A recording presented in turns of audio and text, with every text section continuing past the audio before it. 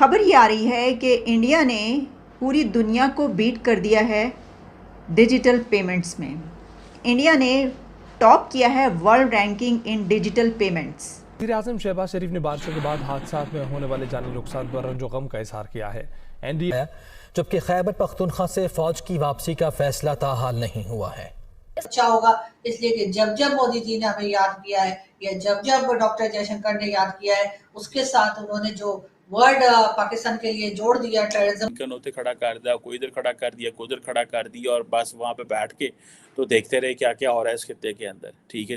और इसमें जो ट्रांजैक्शंस हैं वो हुई हैं 89.5 million digital transactions in the country 2022 के ये फैक्ट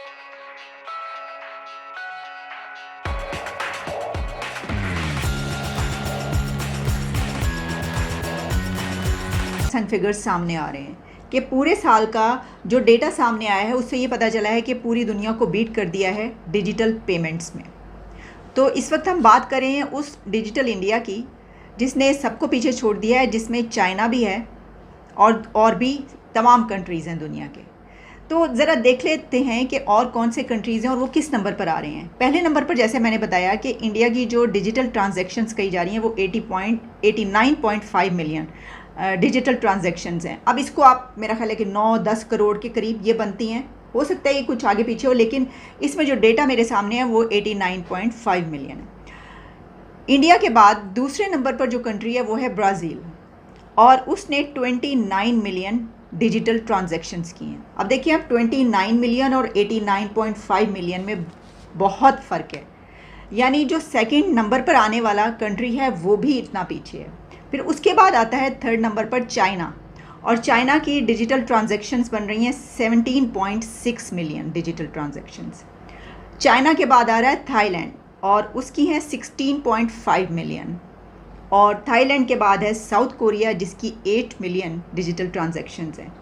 तो अगर आप पूरी दुनिया का 4 कंट्रीज़ की डिजिटल ट्रांजैक्शंस को कंबाइन कर लें तो आपको पता चलता है कि वो एक कंट्री की बनती है जिसने सबको बीट कर दिया है। सरपास इंडिया ने कर चुका है इसमें top world ranking in digital payments. तो 4 मुल्कों की टोटल मिलाकर एक मुल्क की बन रही है। अब ये क्यों इतना इम्पॉर्टेंट है? देखें, ये तो आप पता ही आपको और हम इसके पर बात भी करते रहे हैं कि जो कैशलेस इकॉनमी है दुनिया उसी की तरफ बढ़ रही है बहुत तेज़ी से। तो इसमें कई कंट्रीज़ हमें बहुत टॉप ऑफ द लिस्ट नज़र आते हैं।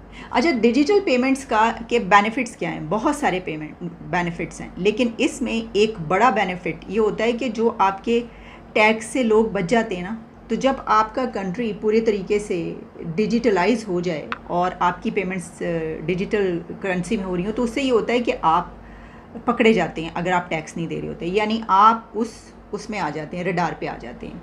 तो इस तरीके से आपका टैक्स सिस्टम भी बेहतर होता जाता है। तो मेरा ख्याल है कि हमारे मुल्क के लिए तो फिर ये बहुत ही ज़रूरी है, ऐसे कंट्रीज़ के लिए जहाँ पर लोग टैक्स बचाते हैं, नहीं देते।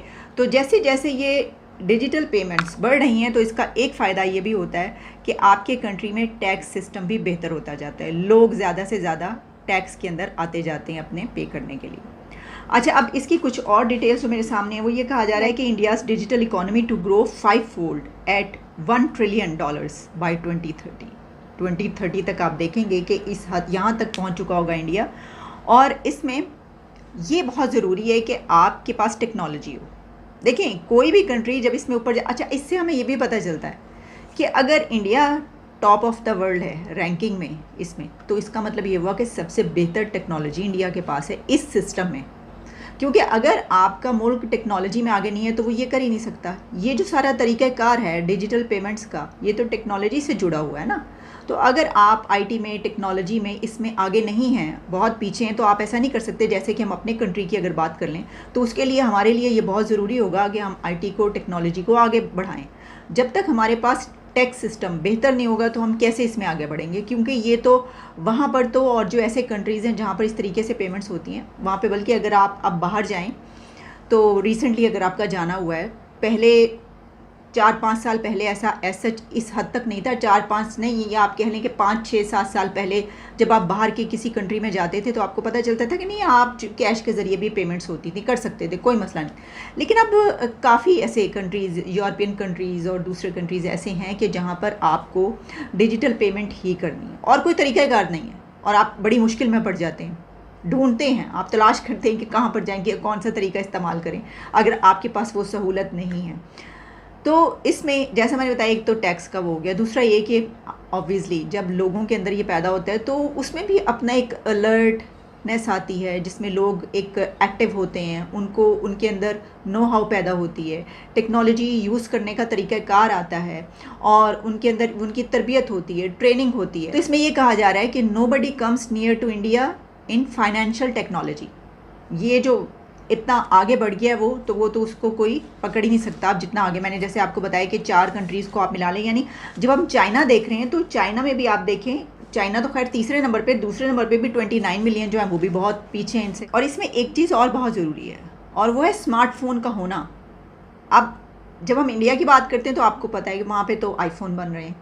अब ये कहा जा रहा है कि अगर आपके हाथ में यानी स्मार्टफोन नहीं होगा तो आप कैसे करेंगे, और इसके लिए जब मैंने देखा कि क्या इसके फैक्ट्स एंड फिगर्स हैं तो उसमें ये कहा जा रहा है कि स्मार्टफोन्स जो हैं इंडिया में वो ऑलमोस्ट मोर देन 70 करोड़ लोग ऐसे हैं कि जिनके हाथ में स्मार्टफोन्स हैं, और इसी तरीके से कोई 100 करोड़ स्मार्टफोन्स कहे जा रहे हैं कि इस कंट्री में मौजूद हैं।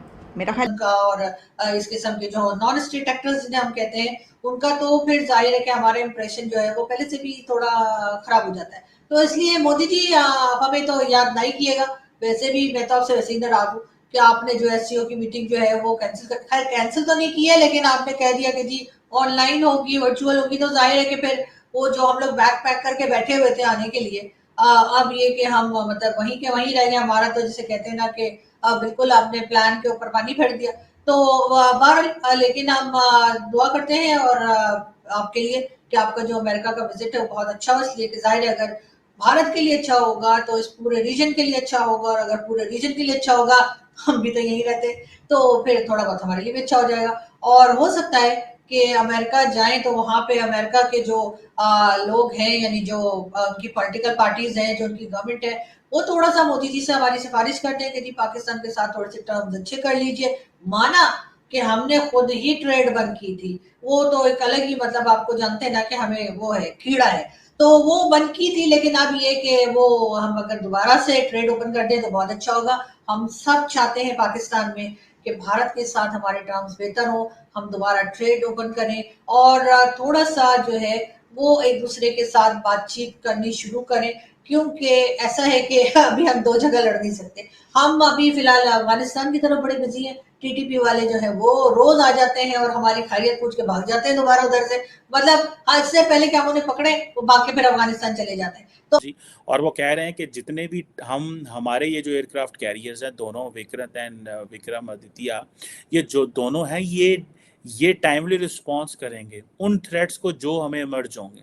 सो इट मीन्स ये आप पाकिस्तान के लिए वो पैगाम दे रहे हैं कि अगर आप हमारे साथ कश्मीर में कुछ करेंगे, या आप हमारे साथ LOC के ऊपर कुछ करेंगे, या वर्किंग बाउंड्री में करेंगे, तो हम ज़रूरी नहीं है बॉर्डर से आएँ।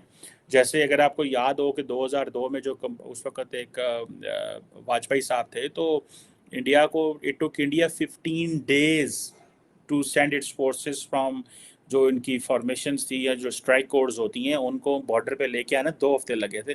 और पाकिस्तान की क्योंकि स्पेस कम है तो पाकिस्तान ने सियालकोट से, मुल्तान से, जहाँ जहाँ हमारी स्ट्राइक कोर्स हैं फटाफट पहुँच गई थी। सो इंडिया के बॉर्डर पे आने से पहले पाकिस्तान की फ़ौजें पहुँच गई थी। So that gave a message to India कि भाई ठीक है। सो उसके बाद इन्होंने कहा जी हम कोल्ड स्टार डॉक्ट्रिन करेंगे in case there is a threat to India. तो हम जो हमारे जो इन्होंने कहा जी IBGs बनेंगे, इंटीग्रेटेड बैटल ग्रुप्स बनेंगे।